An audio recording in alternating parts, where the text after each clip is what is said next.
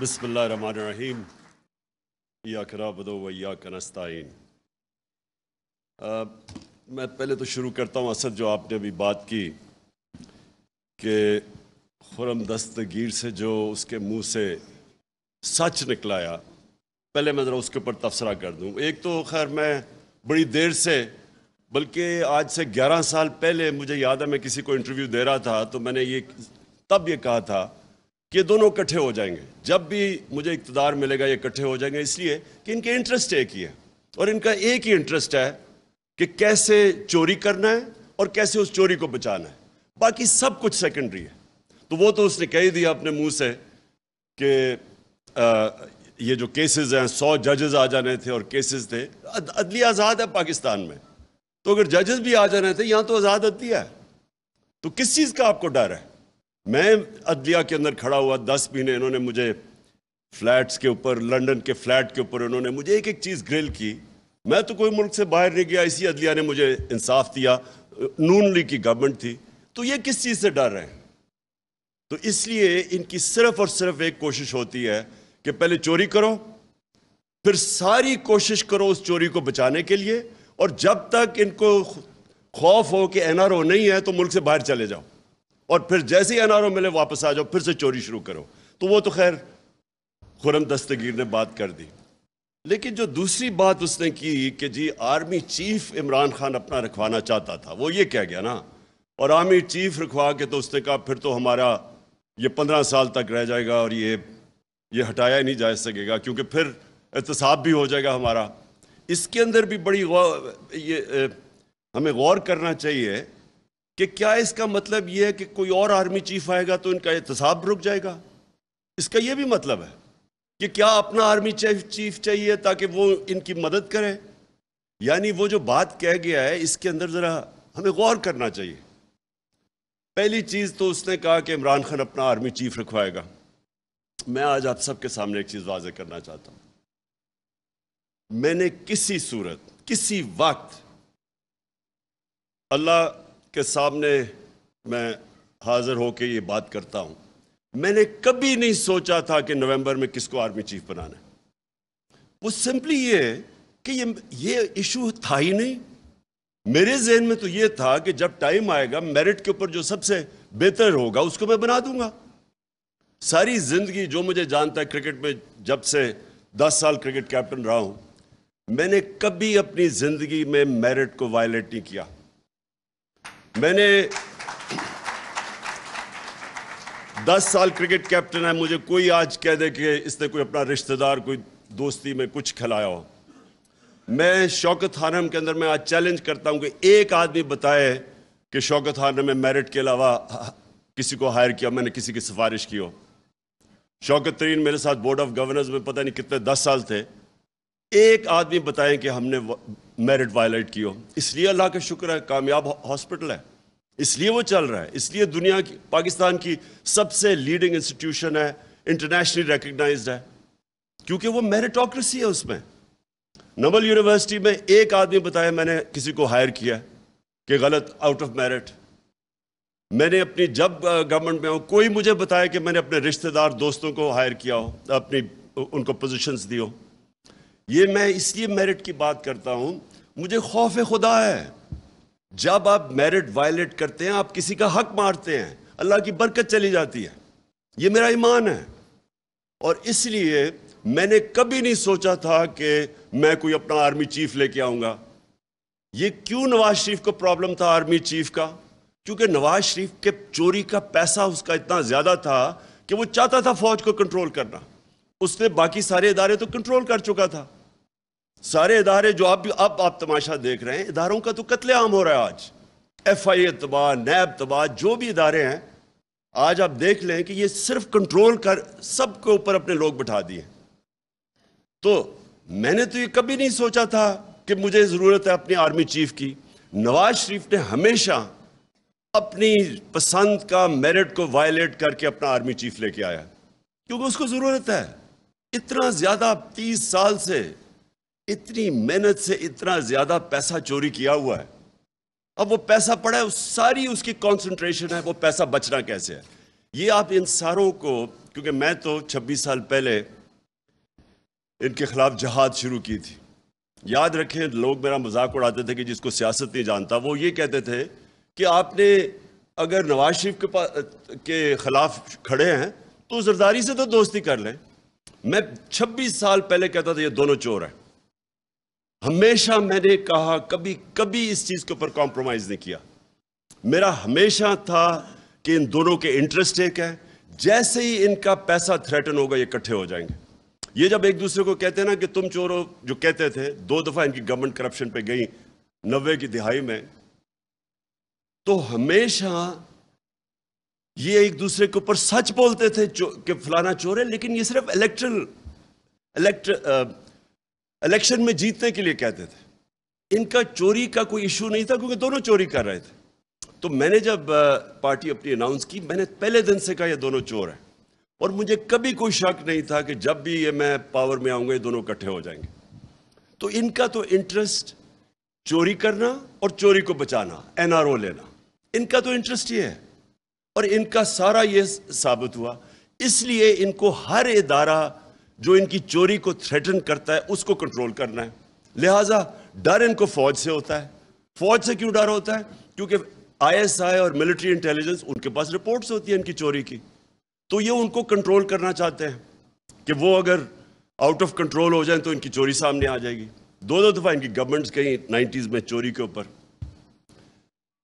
جو خرم دستگیر نے بات کی کہ جی اپنا یہ آرمی چیف لے کے آئے گا، عمران خان کو کوئی ضرورت نہیں اپنے آرمی چیف رکھنے کی. مجھے کوئی اپنی چوری نہیں بچانی. مجھے تو جو میرٹ کے اوپر بہترین، کیونکہ ہم چاہتے ہیں کہ ہمارا فوج کا ادارہ مضبوط ہو. مضبوط تب ہوگا جب اب میریٹوکریسی ہو. تو ہمارا تو انٹرسٹ یہ ہے. تو یہ جو ان کی اپنے ذہن میں خوف آ گیا تھا کہ جناب میں وہ جنرل فیض کو لانا چاہتا ہوں، یہ ان کے خوف تھے. ان کے اوپر خوف طاری ہوا ہے، کیونکہ چوری، اتنی زیادہ چوری جب کر لیں، بلینز آف ڈالرز ان کے باہر پڑے، تو ان کو خوف ہے اس کا.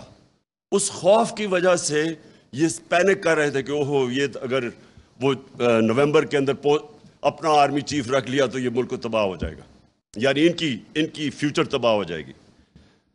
لیکن میں جو مین تھی، میں اب اس کے اوپر آنا چاہتا ہوں. دیکھیں، پہلے تو یہ سمجھ لیں کہ امریکہ جب رجیم چینج کرتا ہے تو کیا امریکہ رجیم چینج کرتا ہے دوسرے ملکوں کی بہتری کے لیے؟ اوپر سے تو وہ کہتے ہیں کہ ڈیموکریسی، ہم دنیا میں ڈیموکریسی لانا چاہتے ہیں، فری ورلڈ، یہ تو سارا ریٹرک ہے. لیکن رجیم چینج جب بھی ہوتا ہے وہ لوگوں کو، ملکوں کو استعمال کرتے ہیں اپنے انٹرسٹ، اپنے فورن پالیسی کو آگے بڑھانے کے لیے. تو جو رجیم چینج ہوتا ہے، پہلے تو یہ کلیئر ہو جائے، وہ امریکہ اپنے انٹرسٹ کے لیے کرتا ہے، وہ ہمارے انٹرسٹ کے لیے نہیں کرتا. اب کیا ہمارے انٹرسٹ میں ہے کہ ہم بیسز دیں امریکہ کو؟ کیا یہ ہمارے انٹرسٹ میں ہے؟ کیا ہمیں پتہ نہیں چلا کہ ابھی یہ جو وار آن ٹیرر ہوئی تھی، اس میں جو ہماری تباہی ہوئی، یہ اسلام آباد ایک فورٹرس بنا ہوا تھا، خود کش حملے ہو رہے تھے، کرکٹ ٹیم یہاں ٹور نہیں کرتی تھی، انویسٹر تو بڑی دور کی بات ہے. کیا یہاں میریٹ کے اندر جو بم بلاسٹ ہوا، تو ہم سب کو پتہ ہے کہ ہم استعمال ہوئے تھے اس میں. ہمیں ہمارے سربراہ کو دھمکی دی گئی تھی تب بھی کہ we will bomb you into stone age, اگر آپ ہماری جنگ میں نہیں شامل ہوں گے. اور ہم شامل ہوئے، جھوٹ بولا ہمارے سے. مجھے یاد ہے میں وہ میٹنگز میں تھا کہ نہیں جی ہم تو ان کو صرف لاجسٹیکل سپورٹ دے رہے ہیں. ادھر سے شروع ہوا. میرے اسمبلی میں تقریر ہے جب انہوں نے فوجیں بھیجنی شروع کی اپنی وزیرستان میں نے ان کو سمجھایا. کیونکہ اگر آپ نے تاریخ پڑھی ہو، سارے اس علاقے کی تاریخ پڑھی ہو، اتنی سٹوپیڈیٹی کبھی بھی کسی ہمیں نہیں کرنی چاہیے تھی. مجھے ابھی بھی یاد ہے کہ میں نے سپیچ کی کہ میں وہ علاقوں کو کیوں بہتر جانتا تھا. میں نے ایک ٹریول بک لکھی تھی سارے قبائلی علاقے میں پھر کے. اس ٹریول بک میں جب آپ نے تاریخ پڑھی ہو تو آپ کو پتہ ہونا چاہیے، آپ کو یا پتہ یا نہیں، کہ جو سب سے زیادہ انگریز فوجی مرا تھا وہ وزیرستان میں مرا تھا، یہ قبائلی علاقے میں مرا تھا. 80 سال کے اندر سب سے زیادہ ان کی کیجولٹیز ادھر ہوئی تھی، اور 1947 تک وہ ان کی کیجولٹیز ہوتی رہی تھی. باقی ہندوستان میں امن تھا 1857 کے بعد، لیکن قبائلی علاقے میں کانسٹنٹلی کہیں نہ کہیں لڑائی ہو رہی تھی۔ 1935 میں آدھی برٹش انڈین آرمی اس کے باہر تھی، وزیرستان کے باہر۔ ہمیں جس طرح پورا امن تھا، ہمارا ایک فوجی نہیں تھا، ایک چوکی نہیں تھی پولیس کی، وہاں ٹوٹل جدھر ہمیں نہ ہمارا کوئی خرچہ تھا نہ کچھ تھا، وہ ہماری فوج تھی۔ ہم نے اتنا بڑا ظلم کیا وہاں فوج بھجوا کے، اور مجھے ابھی بھی یاد ہے 2003-04 میں جب فوج بھجوائی امریکہ کے پریشر کے اوپر۔ پھر میں ذرا اب آپ کو ایک انسیڈنٹ بتاؤں، لوگوں کو تو پتہ نہیں تھا کیا ہوا وہاں، لوگوں کو تو وہی جو پیسہ چلا تھا ابھی رجیم چینج کے اوپر ہمارے پہ چلا، جو مصدق کے اوپر چلایا گیا، جب اس کو پہلے تو بدنام کرتے ہیں نا کسی کو، جب رجیم چینج کرنا ہو پہلے میڈیا پہ پیسہ چلتا ہے، تب بھی میڈیا پہ پیسہ چل رہا تھا۔ مجھے طالبان خان کہہ رہے تھے کہ یہ جی پرو ٹیررسٹ ہے، یہ اس کے خلاف ہے، یہ دہشت گردوں کے ساتھ ہے۔ مجھے تب یاد ہے کہ اتنی بڑی کیمپین چلی کہ جی جو بھی کہے کہ یہ جی اس جنگ میں نہ شرکت، کو بھی کہے اس کے پیچھے پورا میڈیا اٹیک آ جائے، اور لوگوں کو پتہ ہی نہیں تھا قبائلی علاقے کا۔ میں تو جانتا تھا۔ تو مجھے یاد ہے میں ملا جنرل اورکزئی کو، یہ بڑا امپورٹنٹ آپ کے لیے سمجھنا کہ اس ملک سے ہوا کیا تھا۔ جنرل اورکزئی اس وقت کمانڈر تھے ساری جو ہماری آرمی تھی قبائلی علاقے میں۔ تو وہ کہتے ہیں کہ ہم نے ایک اکارڈ سائن کیا 2006 میں کے قریب، ایک وزیرستان اکارڈ کیا۔ تو کہتا ہے امریکنز کا ایک بڑا ہائی لیول ڈیلیگیشن آیا ہمارے ساتھ پوچھنے، ہمارے سے بات چیت کرنے کے لیے، ریگولر ملاقات ہوتی تھی، ہم ان کے ایلائے تھے۔ وہ اور بات ہے کہ ہم ان کے ایلائے تھے، وہ ہمارے اوپر ہی بمباری کر رہے تھے۔ تو وہ جب بات کر رہے تو یہ ایکسپلین کر رہے تھے ان کو کہ ہم نے کیوں ان سے یہ پیس اکارڈ کیا ہے۔ انہوں نے بتایا کہ ہماری کیجولٹیز بہت زیادہ ہو رہی تھیں، ہم پاکستان کی فوج کی کیجولٹیز ہو رہی تھیں۔ تو وہ ایک کہتا ان کا جو ایک سینئر آدمی وہ چپ کر کے سنتا رہا۔ جب ہم نے اس کو ایکسپلین کر دیا کہ جی ہمارے یہ مسئلے تھے اس لیے ہم نے وزیرستان اکارڈ سائن کیا ہے، تو وہ کہتا وہ سینئر جو ان کا آفیشل تھا وہ کہتا یہ ذرا سنیں، we are paying you to fight not to have peace accords. حکم دیا اور انہوں نے اکارڈ توڑوایا، ڈرون اٹیک کر کے توڑوایا اکارڈ۔ تو ہم مر رہے تھے یہاں، ہم یعنی کوئی پاکستانی ادھر بھی مر رہا ہے ادھر بھی مر رہا ہے، ہمارے اوپر ڈرون اٹیکس ہو رہے تھے۔ مجھے آج بتائیں کہ ایک جگہ کبھی کسی نے اپریشیٹ کیا ہے کہ جس ملک نے ان کے ساتھ وار آن ٹیرر کے اندر سب سے زیادہ قربانیاں دیں، ایک جگہ اپریسیشن ہوئی ہے؟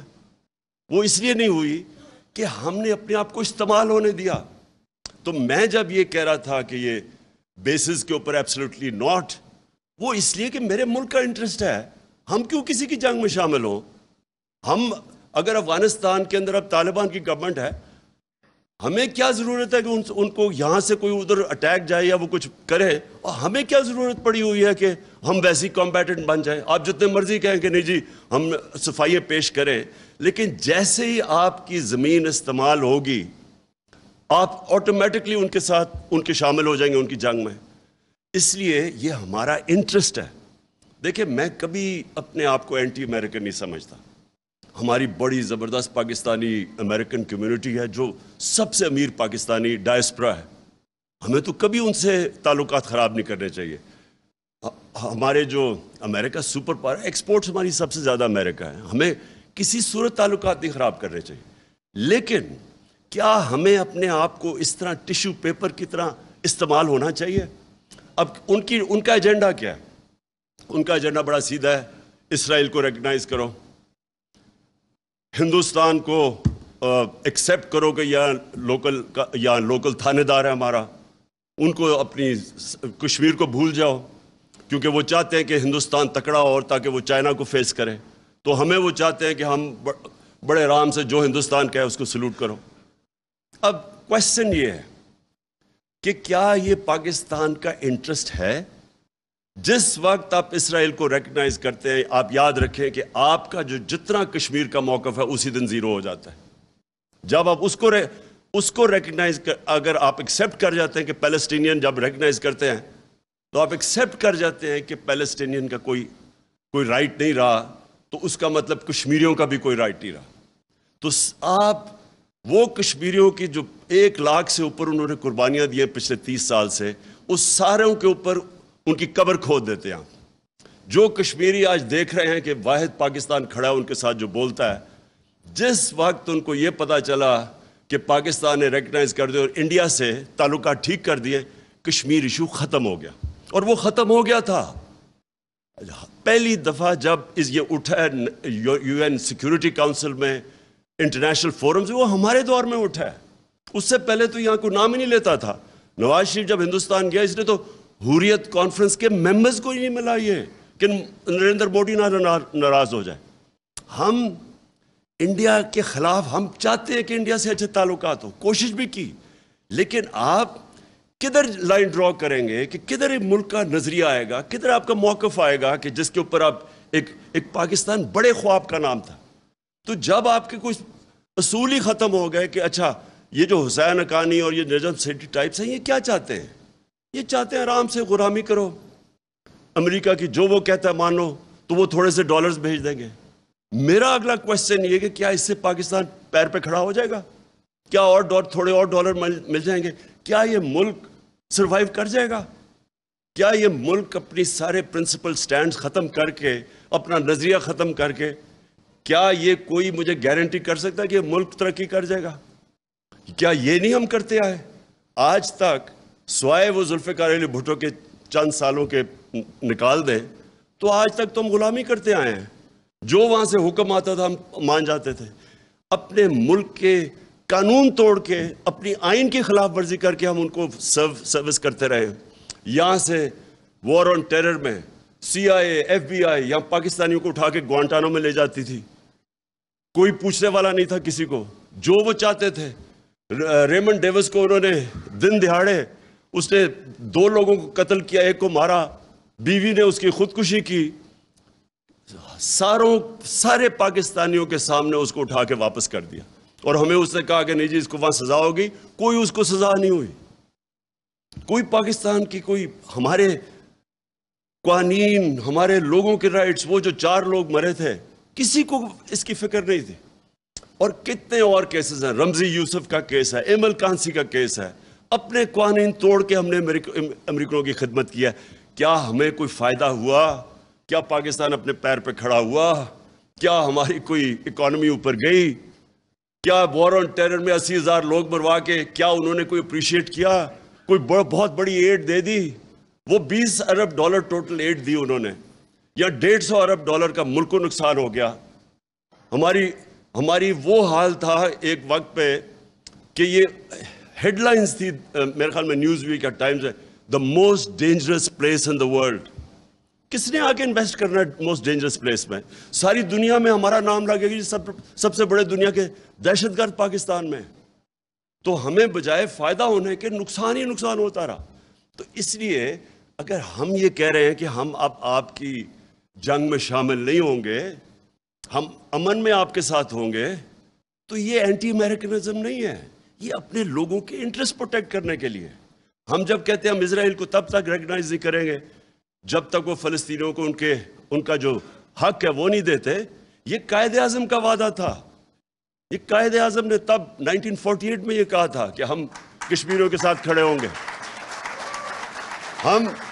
ہم جب ہندوستان کو اگر ہم ایکسیپٹ کر جاتے ہیں کہ وہ جو کر رہے ہیں کشمیریوں سے وہ ٹھیک ہے, تو آپ یاد رکھیں کہ جو بیسک فلسفی ہے پاکستان کی, یہ ملک ایک بڑا خواب تھا.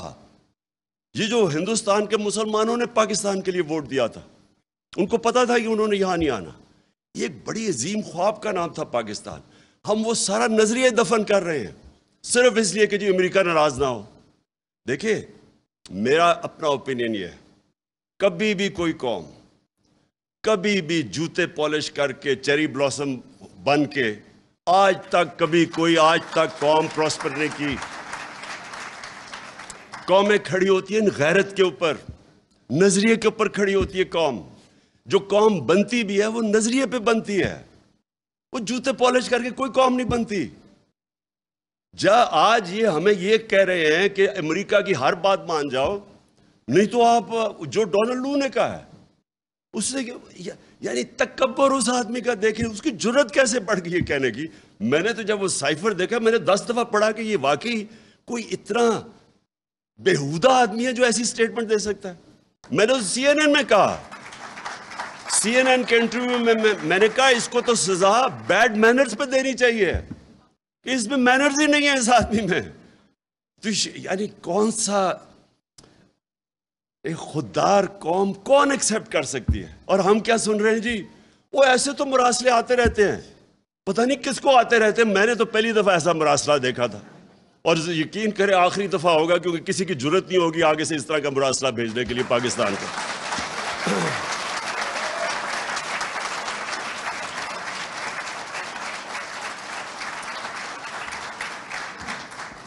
دیکھیں جی، ایک بس اب سنیں ذرا میری بات. دیکھیں یہ بڑا امپورٹنٹ ہے. اب ہم کھڑے کدھر ہیں؟ ہم ادھر ہیں. میں سمجھتا ہوں کہ یہ پاکستان کے لیے ایک وہ فیصلہ کن موڑ پہ آ گیا پاکستان، جدھر سارے لوگوں کو فیصلہ کرنا ہوگا یا انہوں نے ایک راستہ لینا ہے پاکستان کی ایک خودداری کا، اور ایک مشکل راستہ ہے پاکستان کی حقیقی آزادی کا، یا ان چور ڈاکوؤں کو جو اوپر ہم. اور میں دوسری چیز، یعنی میرے سب سے زیادہ مجھے توہین کدھر ہوئی ہے؟ مراسلے کی تو مجھے تکلیف ہوئی، لیکن جب میں نے یہ چور ڈاکوؤں کو دیکھا کہ ہمارے اوپر مسلط کر دیا ہے، مجھے اس سب سے زیادہ تکلیف اس پہ ہوئی کہ وہ کتنی حقارت سے ہمیں دیکھتے ہیں، کہ ان کو شرم بھی نہیں آتی کہ اس طرح کے لوگوں کو ہمارے اوپر بٹھا دیا.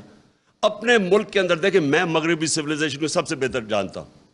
اپنے ملک کے اندر میں آپ کو لکھ کے دیتا ہوں کہ بیل کے اوپر کوئی ہو، ضمانت پہ کوئی ہو، اس کو کوئی نوکری لے کے دکھا دے. یہ ناممکن ہے کہ 60% کیبنٹ بیل کے اوپر ہو، اربوں روپے کے کرپشن کے کیسز ہوں، اور آپ ان کو ایک ملک کے اوپر بٹھا دیں. یعنی اس سے زیادہ ہماری توہین کیا ہوگی؟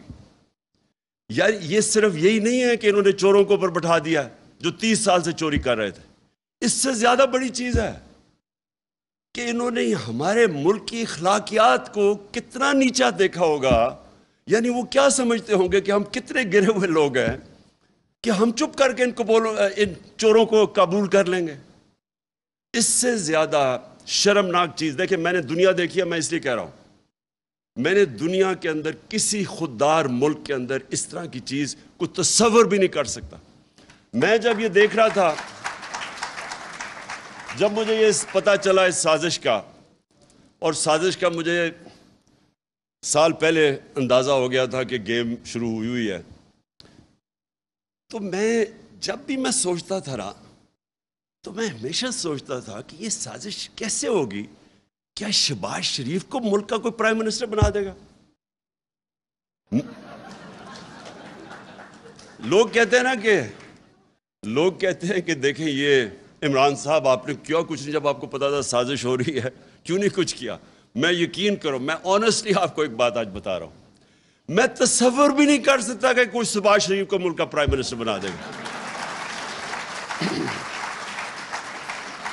میں نے ایک دن میں نے نیوٹرل سے بات کی،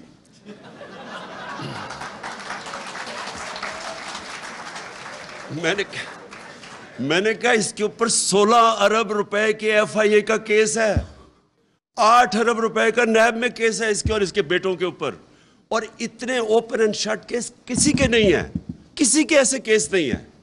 آپ حیران ہو جائیں گے کہ اتنا بلیک اینڈ وائٹ. یعنی نواز شریف کا تو چلے پھر بھی اس نے اپنے نام پہ کچھ نہیں کیا، بیٹی کے نام پہ فلیٹس لیے، اس کا تو ڈائریکٹلی یہ اور اس کے بیٹے امپلیکیٹڈ ہے اس میں.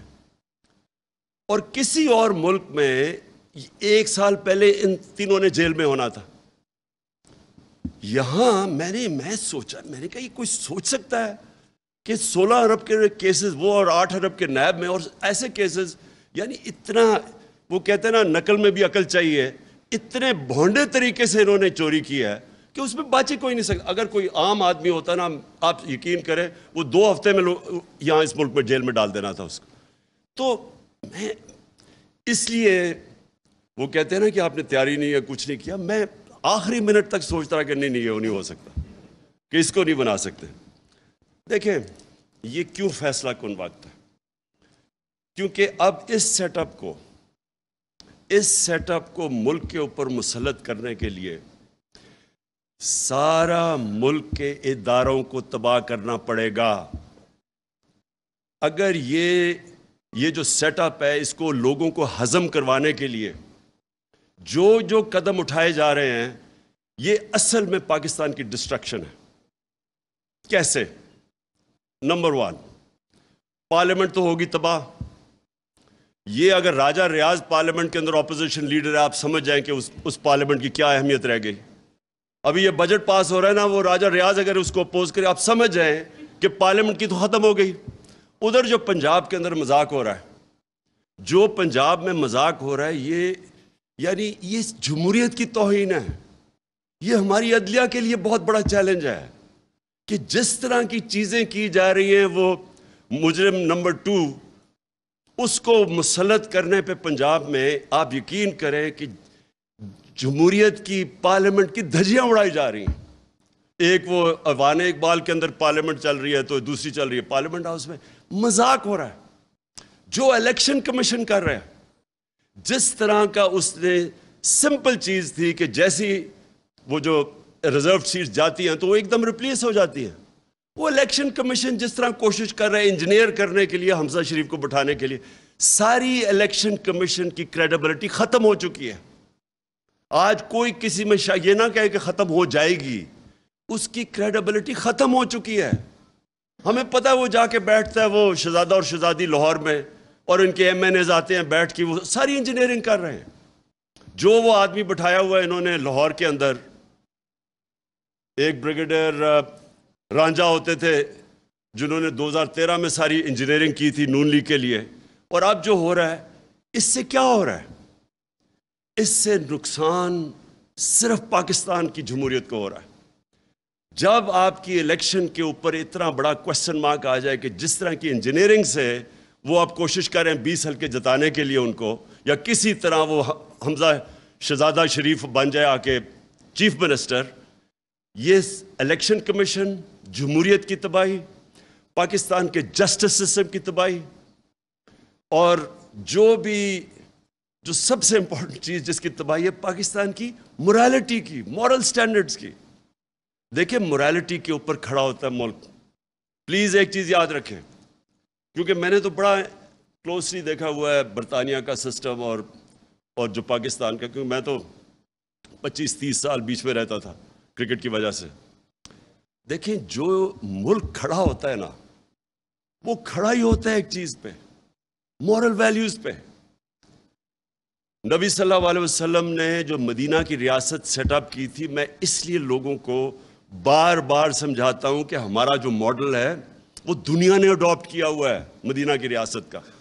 میں نے مدینہ کی ریاست کی اس لیے بات کرتا ہوں کہ وہ اصول جو انہوں نے سیٹ اپ کیے تھے مدینہ میں، وہ آج جو کامیاب ویسٹرن ڈیموکریسی ہے اس میں وہ اصول اڈاپٹ کیے ہوئے ہیں۔ جو امر بالمعروف ہے، اللہ کا حکم ہے کہ اچھائی کے ساتھ کھڑی ہو، وہ کیا ہے کہ معاشرہ برائی کو فائٹ کرتا ہے۔ اب آپ کے سامنے یہ تماشا ہو گیا ہے کہ ان چوروں کو اوپر بٹھا دیا ہے، یہ معاشرے کے اوپر اللہ نے فرض کیا ہوا کہ آپ نے اس کے خلاف کھڑے ہونا ہے۔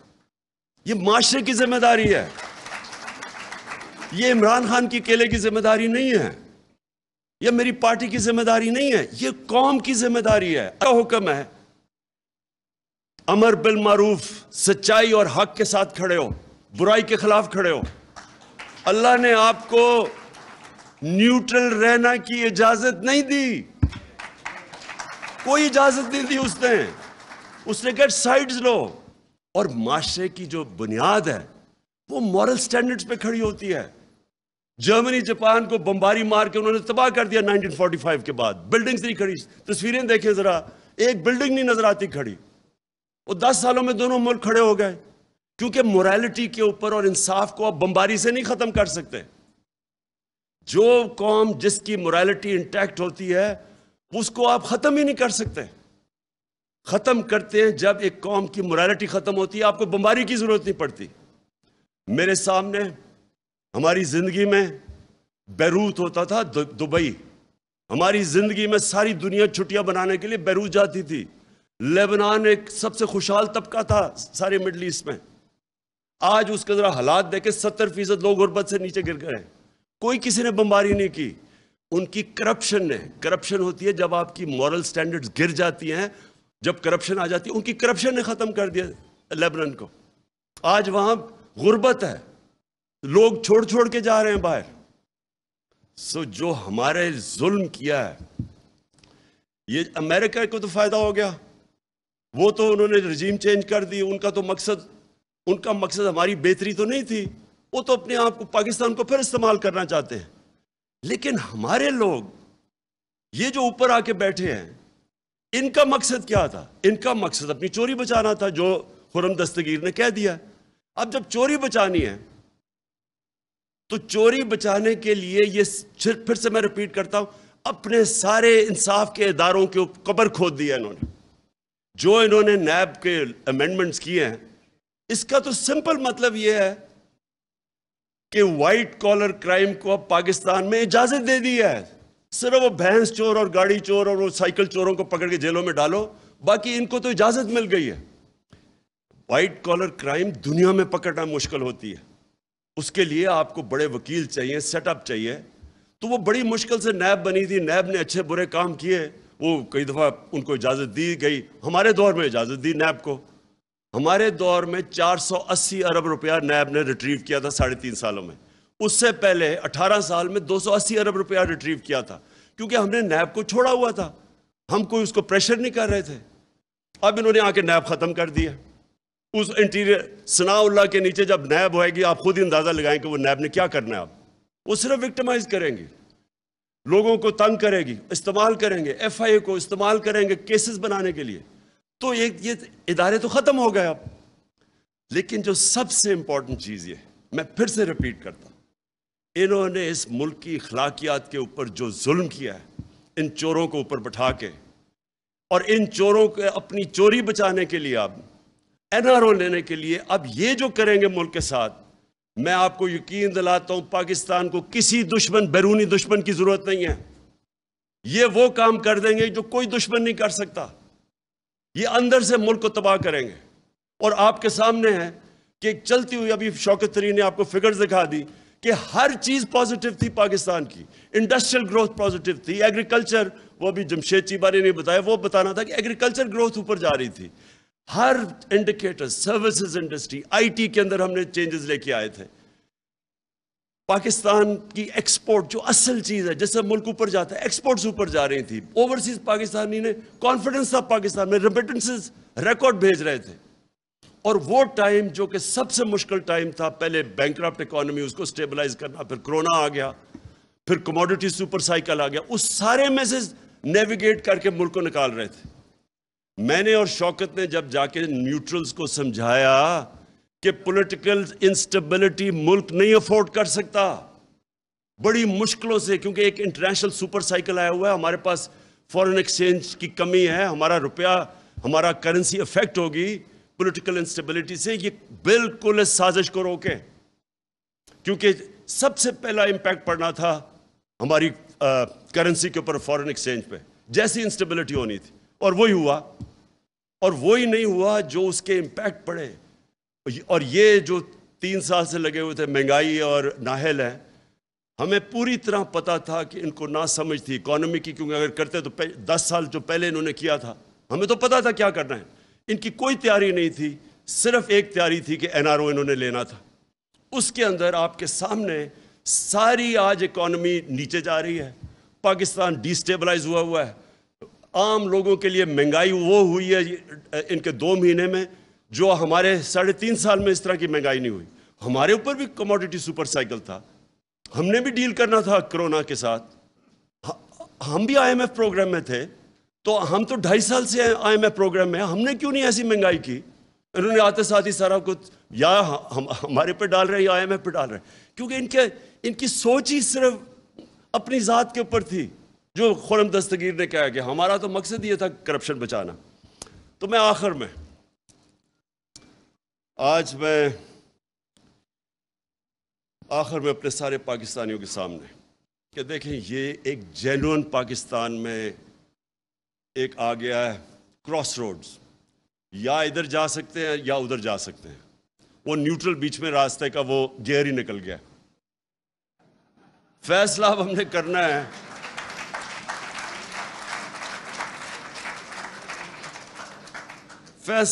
ہے کہ اب اس ملک کو یہ جس طرف لے کے جا رہے ہیں اس سے بچانا کیسے ہے۔ یہ جو اگر ان کا کسی کا خیال ہے، میں ریپیٹ کرتا ہوں کہ ہم جناب امریکہ کے پیر پکڑیں گے، وہ ایمبیسڈر کے پاس بھی پہنچ گیا ہوگا، وہ مجھے پتا ہے مفتاح اسماعیل، میں امیجن کر رہا ہوں کہ وہاں جا کے ایسے ہاتھ جوڑ کے بیٹھ گیا ہوگا کہ جی میں آپ کے جوتے پالش کر دوں، اگر آپ نہیں کرتے تو میں شہباز کو بلا لیتا ہوں، وہ اور زیادہ اچھے کرتا ہے جوتے پالش۔ اس سے کوئی فرق نہیں پڑنے لگا۔ امریکن مائنڈ کو سمجھے، ان کی بڑی سمپل فلسفی ہے، دیر از نو فری لنچ۔ ہر چیز کی قیمت ہے، اور وہ جو قیمت ہے وہ اگر پاکستان اگر وہ قیمت ہم ادا کرنے کے لیے تیار ہیں تو سارا نظریہ پاکستان کو دفن کرنا پڑے گا۔ بڑا عظیم اس کا نظریہ تھا، اور اس کا نعرہ تھا کہ پاکستان کا مطلب کیا، لا الہ الا اللہ۔ یہ بڑا عظیم نعرہ ہے، یہ خودداری کا نعرہ ہے، غیرت کا نعرہ ہے۔ یہ کبھی بھی یہ ایک چھوٹے سے آدمی کو بڑا آدمی بنا دیتا ہے، لا الہ الا اللہ۔ ایک عام آدمی لا الہ الا اللہ کے اوپر خودداری آ جاتی ہے، اس پہ غیرت آ جاتی ہے، رسپیکٹ کرتے ہیں لوگ اس کو۔ یہ جو آپ جھکتے ہیں، اور مجھے شرم آتی ہے کہ جس طرح انہوں نے ہمارا دنیا میں ذلیل کیا اب تک، جا کے جس طرح پرچیاں پکڑ کے اس کے اوباما کے سامنے بیٹھے ہوں، جس طرح پتہ نہیں وہ کوئی اس کا کوئی پتہ نہیں کیا ماسٹر ہے اس کا۔ اور دوسری طرح وہ اچھا اوباما تو دور کی بات ہے، یہ امریکن ایمبیسڈر کے سامنے آپ کو دیکھنا پڑے گا کیسے گرتے ہیں یہ۔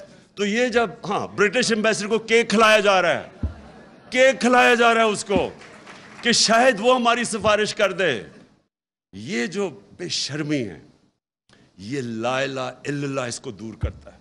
کوئی نہیں ہے خدا سوائے اللہ کے، کوئی کسی کے سامنے اللہ کا حکم ہے تمہیں جھکنے کی ضرورت ہی نہیں ہے، کیونکہ اللہ ہے۔ یہ دیکھیں، یہ اب ہم ریلائز نہیں کرتے۔ میں اتنی دیر سے جب بھی میں یہ کرکٹ بھی کھیلتا تھا، مجھے بڑی تکلیف ہوتی تھی۔ کبھی میں یہ دیکھتا تھا جا کے ہمارے جو لیڈرز ہیں جس طرح یہ بے شرمی سے ان کے سامنے جھکے ہوئے ہوتے تھے۔ بالکل اس نے اسد نے صحیح بات کی۔ 22 کروڑ، دنیا کا 5واں بڑا آبادی میں ملک ہے، نیوکلیر آرمڈ سٹیٹ ہے، ہماری ایک زبردست فوج ہے جو ہمیں پروٹیکٹ کر سکتی ہے۔ ہماری عوام جب موقع ملتا ہے، اوورسیز پاکستانی میں ایسا ٹیلنٹ بیٹھا ہوا ہے، ایکسل کرتے ہیں۔ لیکن جب لیڈر یہ شہباز شریف بن جائے اور یہ سارے چور اوپر بڑھ جائے، آپ ایک فیکٹری کے اوپر چوروں کو بٹھائے، فیکٹری آپ کی بند ہو جائے گی، ملک کیسے چل سکتا ہے؟ اس لیے قوم کو اپنے بیسکس کے پر جانا پڑے گا، ہمیں اس کو فائٹ کرنا پڑے گا۔ میں اس کو جہاد سمجھتا ہوں، حقیقی آزادی کی یہ جہاد ہے، اور اس کے لیے میری آج ساری قوم کو ہے کہ میں نے تو کسی صورت اس کو ایکسیپٹ نہیں کرنا۔ میں نے تو جو بھی ہو جائے، میں نے ان چوروں کا مقابلہ کرنا ہے۔ میرا صرف آخری ایک سوال ہے اپنے نیوٹرل سے، صرف اس پہ میں ختم کر رہا ہوں اپنی تقریر، کہ اگر گھر کے اوپر ڈاکہ پڑے تو کیا چوکیدار نیوٹرل ہو سکتا ہے؟ Thank you.